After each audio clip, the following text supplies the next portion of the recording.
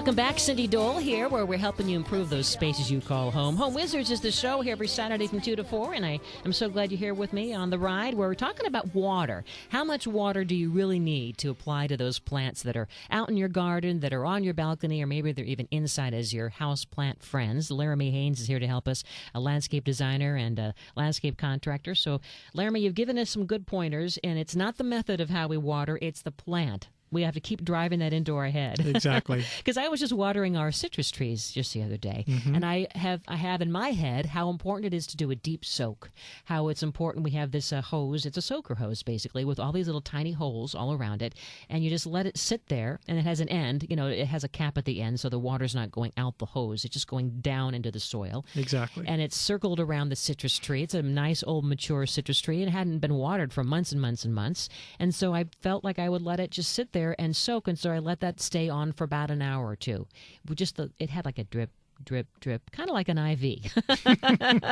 Was that good? Did I do a good job? That's perfect, actually. Okay. Yay. Maybe a little bit longer than an hour, actually. So those like roots 3 hours, yeah, maybe? 3 hours, and about once a month is really, for an old citrus tree like that, all you need to do. And you're not using, how much water would that really be? Yeah, much less than, say, watering a lawn. Like, much less than just standing there holding the hose, which would not go as deep into the roots, right? Hand watering for shrubs and trees really doesn't work. Yeah. Because none of us will stand there long enough without the water just running off to get the water down deep enough, unless you build a well around the base of a tree that holds the water while it's soaking in. Hand watering, the soaker hose you mentioned, is a great idea. So most trees, I guess oak trees are an exception because they don't really like much water, do they? Now, we have had years in the past where the horticulture advisors said to water oaks. It was so dry, particularly in urban environments where the roots of the oak trees might be restricted by a building or a street, where occasionally the oak trees, even, especially if they're a younger plant, need water. Just real quick about watering trees, there's two kinds of roots. This is true of all woody plants. They're the roots near the trunk, and that's actually the anchoring roots. They don't absorb any water, so don't water your trees and shrubs right next to the trunk. Because that can spread fungus too, can't it? Exactly. I've seen that happen where all of a sudden there's a discoloration in the trunk. And you might get mushrooms, and then you're pretty much on your way to losing that tree. Those aren't the mushrooms that we want to put in our salad either. Correct, yes. Get those in the supermarket. Don't buy those. Yeah, there's clubs for that if you really want to learn. Oh, yeah. But remember, those roots near the tree are all to hold it up, the anchorage. So that's not where the water gets absorbed. So how far out then? About a foot out? Really, more than a foot. Maybe really? For an old citrus like you're describing, maybe 5 or 6 feet away. 5 or 6 feet away. Remember, citrus tree roots go far beyond what we call the drip line. So if the last leaf on the end of the branch dripped a drip of water onto the ground and then make a circle all the way around the tree, that's what's called the drip line. Citrus tree roots will grow twice the diameter of the drip line, so way, way out beyond. And remember, it's the tiny little roots that look like a hair that actually do the work of absorbing water, nutrients, and oxygen that we talked about before. And it's even the very tip, the very beginning of the root that does the most work of absorbing those three things. So remember, those kinds of roots are not near the base of the tree or the shrub. They're further away. So water your plants out along the outer circle that they would form. Imagine the sun overhead casting a shadow. That's the other way. And you don't want to water close to the trunk. All right. So we could do this if we have a number of trees on our property, a few in the front, a few in the back. It sounds like this kind of a soaker technique. We could do that and just take turns, go from tree to tree to tree on a weekend. 2 or 3 hours on this tree, the next, and you're done for the month. Exactly, assuming you've got trees similar. Tree soaking day, Yeah. Right? It's important to make a note of it, almost have a schedule. Right. Again, the caveat there is the kind of tree. Some trees need a little more water, some need a little less. If you've got a citrus, once a month. For an old, if it's a newer one, maybe 2 or 3 years old, maybe once a week or once every other week when it's really hot. If it's a birch tree, many of us have the white European birches.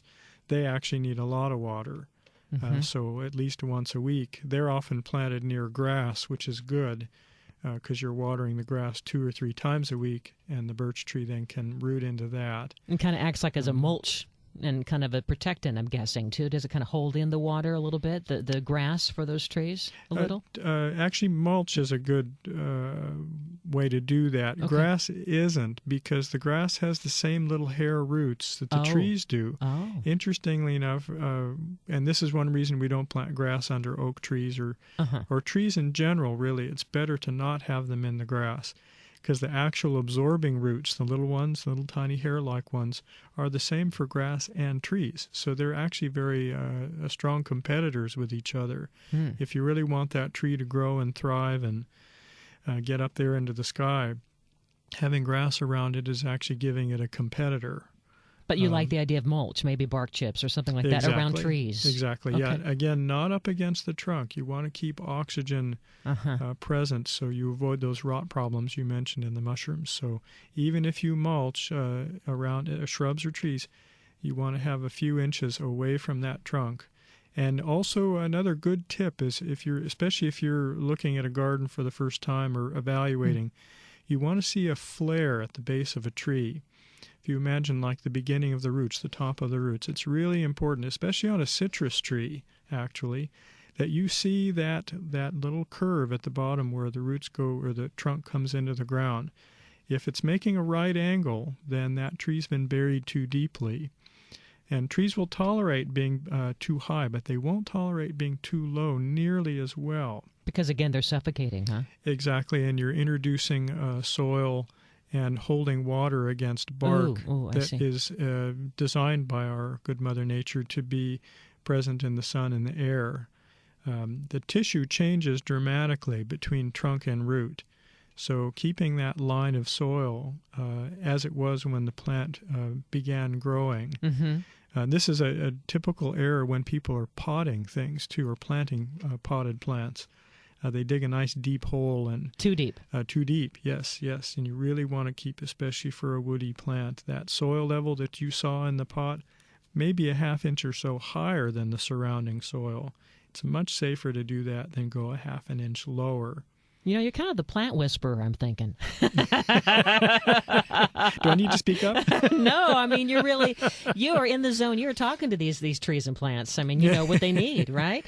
Listening to Home Wizards, talking with Laramie Haynes, who's helping us with the whole idea of how much water and how little water. So we've talked about some of the plants and the trees that need water. What are some of the smart choices, just as we want to add more, color and plantings to our space that don't need as much water? We always hear about California natives and succulents, but what are maybe 5 or 10 plants that we should be really honing in on that won't be as thirsty? Sure. One group of plants that has a reputation, plants come in and out of fashion. Bottlebrush says in the 1950s and giant bird of paradise and so forth. Interestingly enough, many of those plants are getting hybridized now and have different flower colors and so forth. For example, bottlebrush, you can get a pink one and a green one and a white one. It's called callistemon is the botanical name. And there's several new varieties, a lot of the Australian plants. But if you want flowers, and many people ask me, I don't want to give up color in the garden. Old-fashioned geraniums actually are getting hybridized, larger flowers. There's some doubles that look surprisingly like an azalea. There's one called White Champion that has a beautiful double white flower. And they're so fragrant. Not pelargoniums. Or not geraniums. Yeah, there are some scented geraniums, and that's actually the leaf. That's what you're thinking of, probably. I'm thinking. Okay. Yeah. The flowers don't have much odor, but they'll grow in blazing hot sun with very little water. So don't think of your grandmother's old geraniums in the pot getting dusty. These are some new varieties. And again, blazing hot sun, flower all summer long, unlike an azalea or a seasonal color plant. Clay soil, fast-draining soil, doesn't matter. Again, a wide tolerant range. Another group of plants is some of the vincas, flowering vincas, Catharanthus. They've been hybridized now. There's a new strain called Cora that are resistant to fungal diseases. So there's some good, very heat-tolerant sea lavender that'll give color. California natives, of course, wonderful plants. In the shrubs, coffeeberry, a lot of the ornamental grasses. There's some native succulents even. Theodore Payne Foundation is a great resource for that, of course. Yeah. And so read those labels when you go to the nurseries. Ask the staff if you go to a local nursery or one of the chains. And roses get a bad rap, but they don't really need as much water as we think. You're exactly right. It's always fun to go to a house that's been remodeled and they've had the water off for 6 months to a year. And what do I find but camellia bushes doing just fine? They've had no water for months and months and months. And there'll be a few roses. They don't look too good, but they're alive. So once a week watering on your roses, especially if they get a little afternoon sun, is usually more than enough. When we come back, I want to find out what is the worst way to water. Right? I'm guessing it's the overhead sprinkler, but we'll find out for sure. And we'll talk about this great method of smart sprinkler controls and how you can possibly get some money back from your city in the form of a rebate to basically have an incentive to save water. You're listening to Home Wizard Cindy Dole. The fun continues. Don't go away. This is KFWB News Talk 980.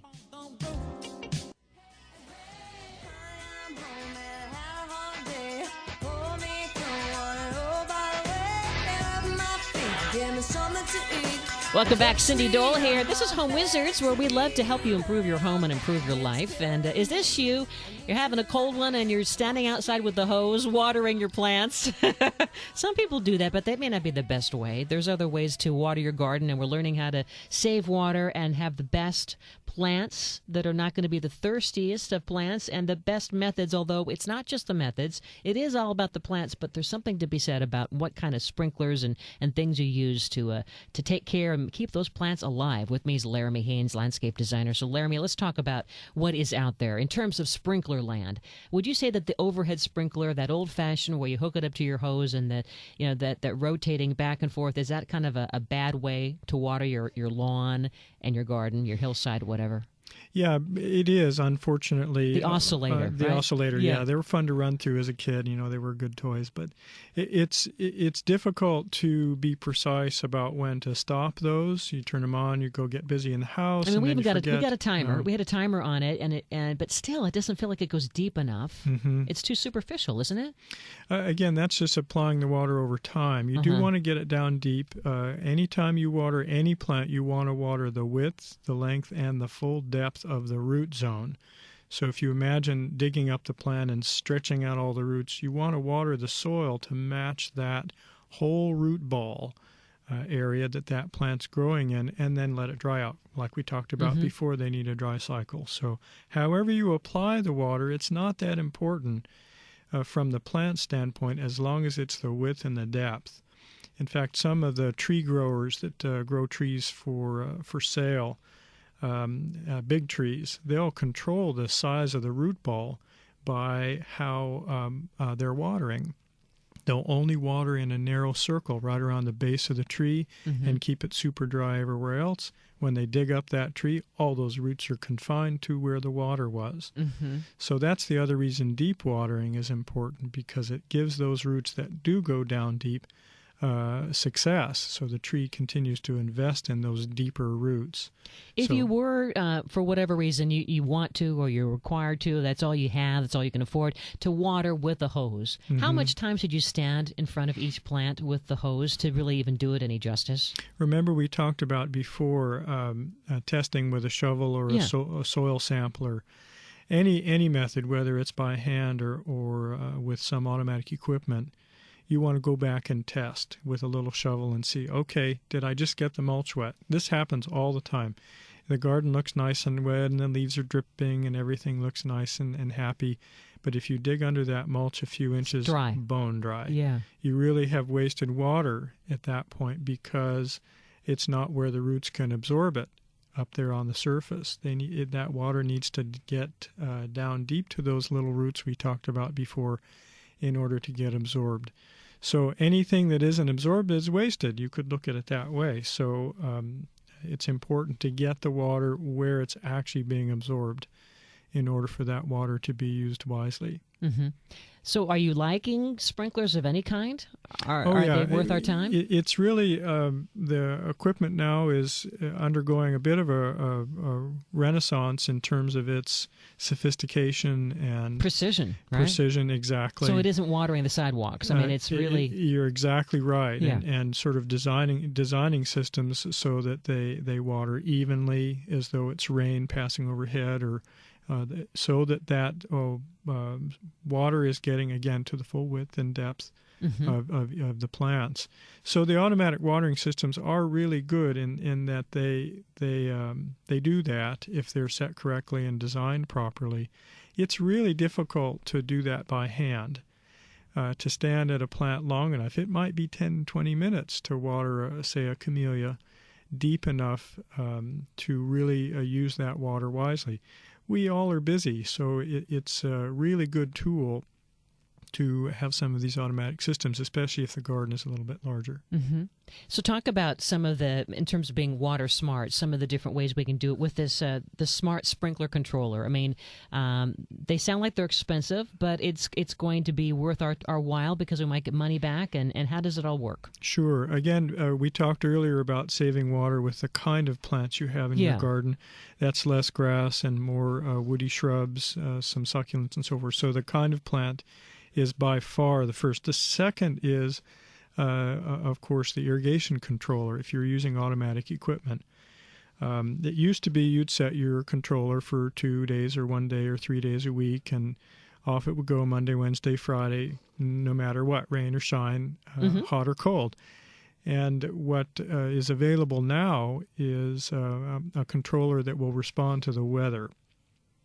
So weather-based controllers is what we're calling them, or smart controllers. And they're about $400, something like that? It depends on the manufacturer, but around that cost. The devices that you can get in the hardware stores usually are pretty hard to program, and they don't have any kind of sophistication like this. This is a fairly new idea. And it's like a pager, you were saying, right? Yeah, the one that I'm using now is Irritrol Smart Dial, and it's powered by WeatherTrack, which is a data service. They send a signal each night to the controller through the old pager network.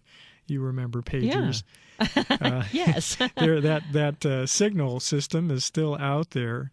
So this Smart Dial controller from Irritrol gets that signal each evening, and that tells it how much to water the next day. So it's a fairly sophisticated controller. It's a little difficult to set it up. But the benefit is you're matching the water needs of the plants much more precisely. So plant by plant, zone by zone in your yard, it's all kind of customized? It's not plant by plant. It is zone by zone. It's zone by zone. Yeah, okay. So it's each sprinkler valve. Well, that's great. So you could have a few different zones, right? Because for your shady area and your full sun area. That's really important too. That would be the third really important way to save water, and that is to accurately zone. Yeah. So one sprinkler valve or zone or station is watering the grass, a separate one for the plants in the shade, a separate one for the plants in the sun. And there's incentives. What you're saying, Pasadena, for instance, is giving money back in the form of a rebate if you do get one of these smart controllers. Huh? That's right. They're up to $200 now. It also exempts you from the day schedule. It's Tuesday, Thursday, Saturday right now in the summertime, and only 1 day a week in the wintertime. You're exempt from all of that if you're using a smart controller. And there are other brands than the ones I'm using. There is a test, though, that I want your listeners to know about when you're looking at these smart controllers. If they're only varying the number of minutes that they water, so you set it from Monday, Wednesday, Friday, but even in the wintertime, it's still watering Monday, Wednesday, Friday, that doesn't work that well, because remember, we're wanting to water the full depth of the root zone each time we water. So if you're only watering 2 minutes in January 3 days a week, that doesn't make sense. You really want to water every other week or every 3 weeks. In other words, vary the number of days in between waterings, not the number of minutes that you water. Okay. So some of the controllers that are calling themselves smart are doing that, only varying the minutes. You really want to water change the frequency, the number of days off between waterings.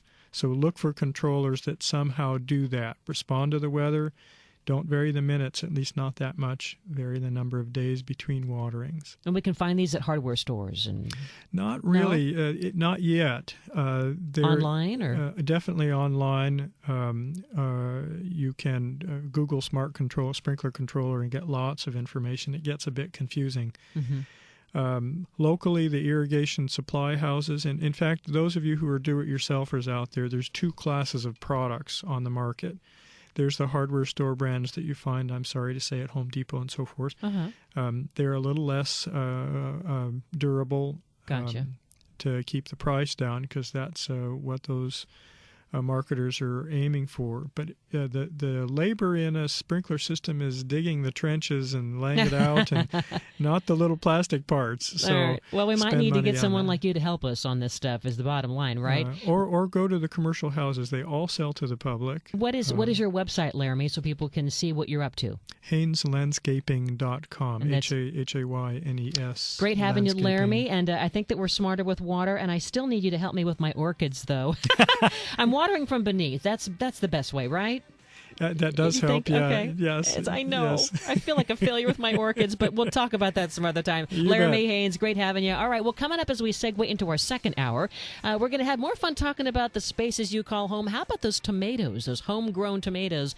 The Tomato King is with us to answer all your questions. Cindy Dole, Home Wizards, as we segue into hour 2 right now.